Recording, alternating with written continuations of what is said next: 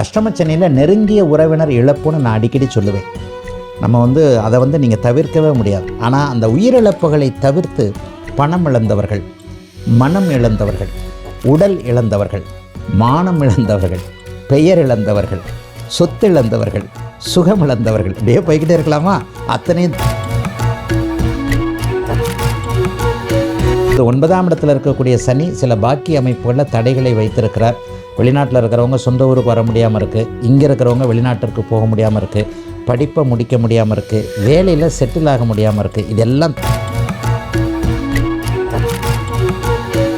ஒரு நண்பரோடு சேர்ந்து இதுவரைக்கும் கை கொடுக்காத வியாபாரம், தொழில் போன்றவைகளை நல்ல விதமாக சேர்ந்து செய்வீங்க.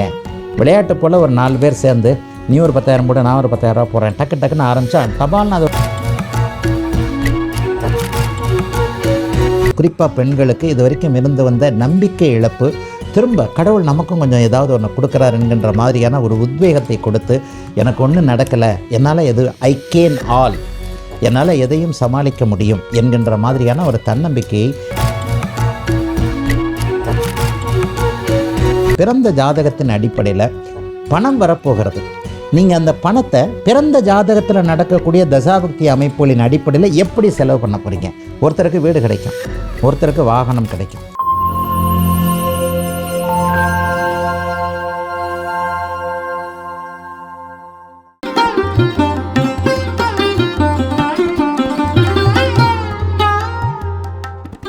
கடகராசிக்காரர்களுக்கு 2026 தமிழ் புத்தாண்டு என்ன மாதிரியான நல்ல பலன்கள் எல்லாம் உங்களுக்கு காத்துட்டு இருக்கு?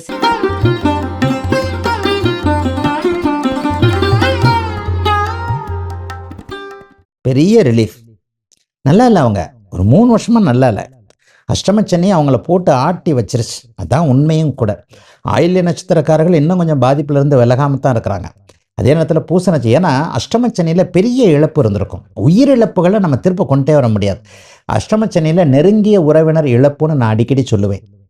நம்ம அதை நீங்கள் தவிர்க்கவே முடியாது. ஆனால் அந்த உயிரிழப்புகளை தவிர்த்து பணம் இழந்தவர்கள், மனம் இழந்தவர்கள், உடல் இழந்தவர்கள், மானம் இழந்தவர்கள், பெயர் இழந்தவர்கள், சொத்து இழந்தவர்கள், சுகம் இழந்தவர்கள், இப்படியே போய்கிட்டே இருக்கலாமா?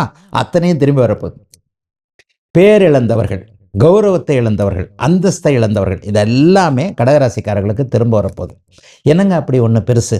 ஜூன் மாதம் 2ஆம் தேதி நடக்கக்கூடிய குருப்பெயர்ச்சி, ஏப்ரல் 14, 15 தமிழ் புத்தாண்டு, கரெக்டாக 45 நாளில் மே மாதம் எண்டில் உங்களுக்கு குரு பகவான் அப்படியே 12ல் இருந்து விரைய வீட்டிலிருந்து அப்படியே இதுக்கு வர்றார், ராசியிலேயே உச்சத்தை அடைகிறார். 12 வருஷங்களுக்கு ஒரு முறை மட்டுமே வரக்கூடிய கடகத்திலேயே ராசியிலேயே உச்சத்தை அடையக்கூடிய ஒன்று அது.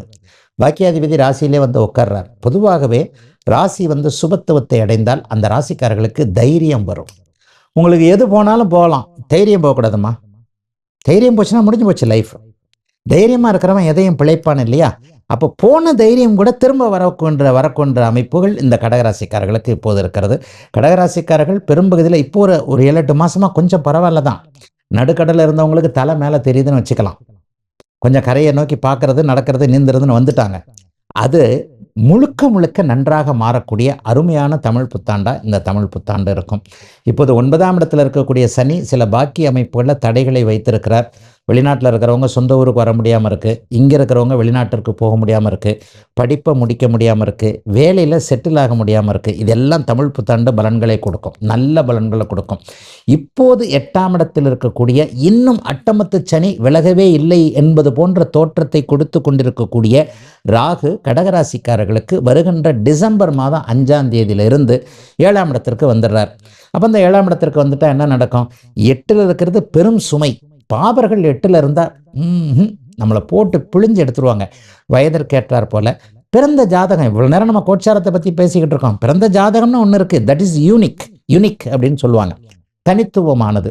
அந்த தனித்துவமான ஒன்றில் ஏதாவது ஒரு சங்கடமான தசாபுக்திகள் நடப்பவர்களுக்கு கூடுதலான அமைப்பு இருந்தாலும் கூட 7ஆம் இடத்திற்கு ராகு மாறும்போது பெரிய அளவில் மாற்றங்கள் நல்லாயிருக்கும். அதுவும் ஒரு 3-4 மாதம் குரு வேற அவர் பார்ப்பார் தமிழ் புத்தாண்டு முழுக்க. அப்போ இந்த அமைப்பில் என்ன நடக்கும்னா, அந்நிய இன மத இட மொழி பேசுகின்ற நண்பரின் மூலமாக கூட்டு முயற்சிகள் நல்லா இருக்கும். ஒரு நண்பரோடு சேர்ந்து இதுவரைக்கும் கை கொடுக்காத வியாபாரம், தொழில் போன்றவைகளை நல்ல விதமாக சேர்ந்து செய்வீங்க. விளையாட்டு போல் ஒரு 4 பேர் சேர்ந்து நீ ஒரு 10,000 போட்டு நான் ஒரு 10,000 ரூபா போடுறேன், டக்குன்னு ஆரம்பித்தா டபால்னு அது ஒரு 10 லட்சம் 20 லட்சம்னு பெருசாகி பரவாயில்லையே அப்படின்னு. இது மாதிரி தான் ஒரு மிக முக்கியமான இன்றைக்கு சாஃப்ட்வேரில் கொடிகட்டி பறக்கக்கூடிய ஒரு மிக முக்கியமான ஒரு கம்பெனி. 4 நண்பர்கள் வெறும் 10,000 ரூபாய் போட்டு ஆரம்பித்த கம்பெனி தான் இன்றைக்கு உலகத்தை ஆட்டி படைத்து கொண்டிருக்கக்கூடிய ஒரு மிகப்பெரிய கம்பெனி. 10,000 கோடி 20,000 கோடி டர்ன் ஓவரில் இன்றைக்கி இருக்கக்கூடிய கம்பெனி. இதை மாதிரி கடகராசிக்காரர்கள் நண்பர்களோடு சேர்ந்து எதையாவது ஒரு நல்லவை ஆரம்பிக்கக்கூடிய அமைப்புகள் கண்டிப்பாக இருக்குது. கனவு நனவாகும். குறிப்பா பெண்களுக்கு எப்படி சார் இருக்கும் இந்த வருடம்? எல்லா விதத்திலையும் கணவர் குழந்தைகள் பேரில் இருந்த வந்த வருத்தம் விலகும். போன மச்சான் திரும்பி வருவார். இதில் 1000 அர்த்தம் இருக்குது. அதுக்காக இழந்த காதல் திரும்ப வராது. அட்டமத்து சனியில் ஒரு காதலை இழந்துட்டிங்கன்னா அது போனது தான். அட்டமத்து சனியில் சிலருடைய முகம், சிலருடைய ரூபம், சிலருடைய கொடூர முகம்லாம் உங்களுக்கு தெரிஞ்சிருக்கும். அதெல்லாம் விளக்கிட்டு அமைதியான வாழ்க்கை வாழ போகிறீங்க. கடகராசிக்காரர்கள் எல்லாருக்குமே வாழ்க்கையில் இதுவரைக்கும் இருந்து வந்த, குறிப்பாக பெண்களுக்கு இதுவரைக்கும் இருந்து வந்த நம்பிக்கை இழப்பு திரும்ப கடவுள் நமக்கும் கொஞ்சம் ஏதாவது ஒன்று கொடுக்குறாரு என்கின்ற மாதிரியான ஒரு உத்வேகத்தை கொடுத்து, எனக்கு ஒன்றும் நடக்கலை, என்னால் ஐ கேன் ஆல், என்னால் எதையும் சமாளிக்க முடியும் என்கின்ற மாதிரியான ஒரு தன்னம்பிக்கையை கடகராசிக்கார சகோதரிகள் குழந்தைகள் எல்லாருக்குமே நிச்சயமாக கொடுக்கும். கடகராசிக்காரர்களுக்கு இது 90 மார்க்கு கொடுக்கக்கூடிய அளவிற்கு எல்லாமே நல்லாயிருக்கும். பணவரவு நல்லாயிருக்கும். குடும்பத்தில் அமைதி இருக்கும். வேலையில் இது வரைக்கும் இருந்த வந்த கஷ்ட நஷ்டங்கள் விலகும். கண் திருஷ்டி, மட்டம் தட்டப்படுதல், அங்கீகாரம், ரெகக்னேஷன் கிடைக்காத நிலைமை. ஒரு வேலை இருக்குதுங்க, நான் தாங்க அந்த வேலையை செய்கிறேன், ஆனால் மேனேஜர் தான் பேர் எடுத்துகிட்டு போகிறார், நான் சும்மா உழைக்க எவனோ ஒருவன் பேர் எடுத்துகிட்டு போகிறான் அப்படின்ற மாதிரியான அமைப்புகள்லாம் இப்போது கண்டிப்பாக கடகராசிக்காரர்களுக்கு தீரும். வயதிற்கு ஏற்றார் போல் மாணவர்களுக்கு நல்லாயிருக்கும், இளைஞர்களுக்கு நல்லாயிருக்கும். திருமணம் கண்டிப்பாக நடக்கும். இன்னொன்று, லவ் மேரேஜுக்கு பேரண்ட்ஸை சம்மதம் கொடுப்பாங்க. 7ல் ராகு வந்துட்டார் குரு பார்வையில். ஓகே, இப்போ வீடு வாங்குறதுக்கான ஏதாவது அமைப்புகள் இருக்கா சார் இந்த வருடம்? எல்லாத்தையுமே நிறைவாக சொல்லுவேன். இதை கடகராசிக்காரங்க எல்லாரும் வீடு வாங்குவாங்க அப்படின்னு நான் சொன்னால் நானே பொய் சொல்கிறேன்னு அர்த்தம். அவர் ஜாதகம், பிறந்த ஜாதகத்தின் அடிப்படையில் பணம் வரப்போகிறது. நீங்கள் அந்த பணத்தை பிறந்த ஜாதகத்தில் நடக்கக்கூடிய தசாபக்தி அமைப்புகளின் அடிப்படையில் எப்படி செலவு பண்ண போகிறீங்க? ஒருத்தருக்கு வீடு கிடைக்கும், ஒருத்தருக்கு வாகனம் கிடைக்கும், ஒருத்தருக்கு வேறு வகையான ஒரு சொத்து சேர்க்கை, ஒருத்தர் வீடு வாங்குறதுக்கான மனையை வாங்குவார், வீடு கட்டுறதுக்கான மனையை, ஒருத்தர் சின்ன ஃப்ளாட் வாங்குவார்.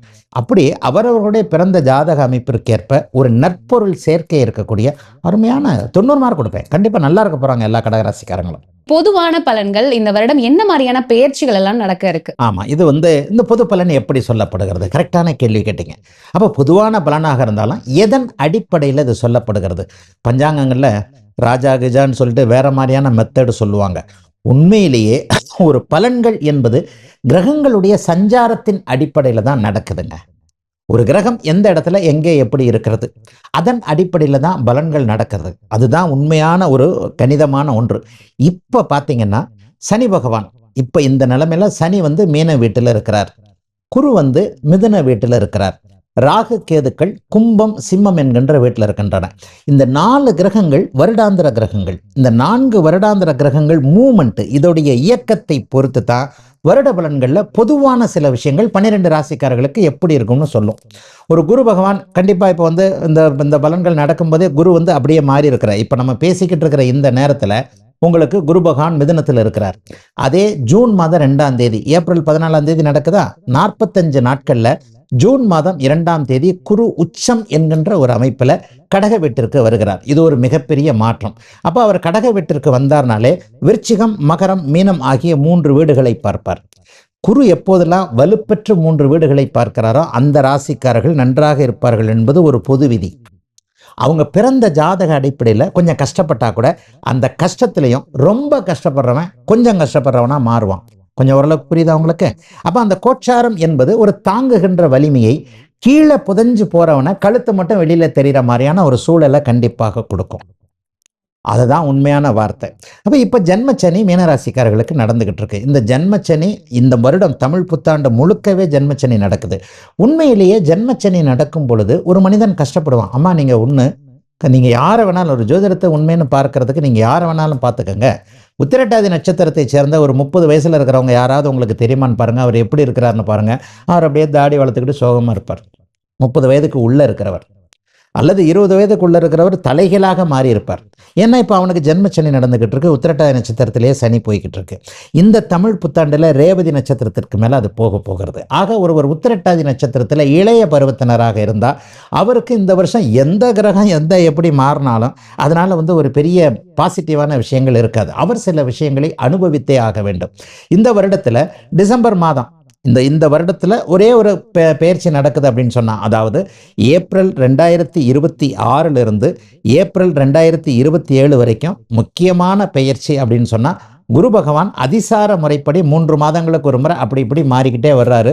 ராகு கேதுக்கள் டிசம்பர் மாதம் 5ஆம் தேதி இப்போ இருக்கின்ற கும்ப வீட்டிலிருந்து மகர வீட்டுக்கும் கடக வீட்டுக்கும் வருது. இது ஒரு முக்கியமான பயிற்சி. இதை வச்சு தான் நிறைய பேருக்கு நம்ம பலன் சொல்ல முடியும். இருக்கின்ற சோதனைகள் சிலருக்கு விலகும். இந்த ராசி பலன் எப்படி வந்ததுன்றதையும் நான் அடிக்கடி சொல்லியிருக்கிறேன். இன்னைக்கு தான் ஒரு 50 வருஷமா தனி மனிதனுக்கு ஜாதகம் எழுதுறோம். 50 வருஷத்துக்கு முன்னாடி பெண்களுக்கெல்லாம் இல்லவே இல்லை. உங்கள் பாட்டிக்கு உங்கள் அம்மாவுக்கு இருந்திருக்கும், உங்கள் பாட்டிக்கு ஜாதகமே கிடையாது. உங்களுக்கு இப்போ ஜாதகம் இருக்குது. உங்களுடைய பாட்டின்னு சொல்லப்படக்கூடிய 50 ஆண்டுகளுக்கு முன்பாக பிறந்தவர்களுக்கெல்லாம் ஜாதகமே எழுத கிடையாது. 100 வருடங்களாகத்தான் தனி மனித ஜாதகம் இருக்குது. 100 வருடங்களுக்கு முன்பு பிரபுக்கள், சமூகத்தில் உயர்ந்தவர்கள், இளவரசர்கள், இந்த மாதிரியான ஆட்களுக்கு மட்டும் ஜாதகம் எழுதப்பட்டது. அப்போ உயர்ந்த நிலையில் சமூகத்தில் இருந்தவங்களுக்கு ஜாதகம் எழுதப்பட்ட அந்த நேரத்தில் ஒரு பொதுமக்களாக இருக்கிறாங்கல்ல, இவங்களுக்கெல்லாம் ஜாதகம் எழுதுறதே இல்லை. அவங்க தன்னுடைய ராசியை மட்டும் ஞாபகம் வச்சுக்கிட்டாங்க, அல்லது அவர்களுடைய பெயர் எழுத்தின் முதல் எழுத்து. ஒருத்தர் ஹேமராஜன்னா, ஹேன்னா பூச நட்சத்திரம், இவனுக்கு ஹேமராஜன் பேர் வைக்கிறாங்க, அப்போ இவன் பூச நட்சத்திரத்தில் கடகராசியில் பிறந்திருக்கிறான்ட்டு ஜோசியர்கிட்ட ஒருத்தர் வரும்போது உன் பேர் என்னப்பா, உன் ராசி நட்சத்திரம் தெரியுமா, அல்லது உன் பேர் சொல்லுப்பான்ட்டு அந்த ஜாதகம் எழுதாத ஒருவருக்கு பொது பலனாக சொல்லப்பட்டது தான் இன்றைக்கு ஜாதகம் எழுதி கொண்டிருக்கின்ற காலத்திலும் வழி வழியாக பொது பலனாக வந்துகிட்டு இருக்கே தவிர, உண்மையிலேயே இப்போது நம்ம பேசப்போகின்றது 40% பொது பலன். இதையும் தாண்டி பிறந்த ஜாதக அமைப்பு தான் துல்லியமாக இருக்கும் அப்படின்றதான் உண்மை.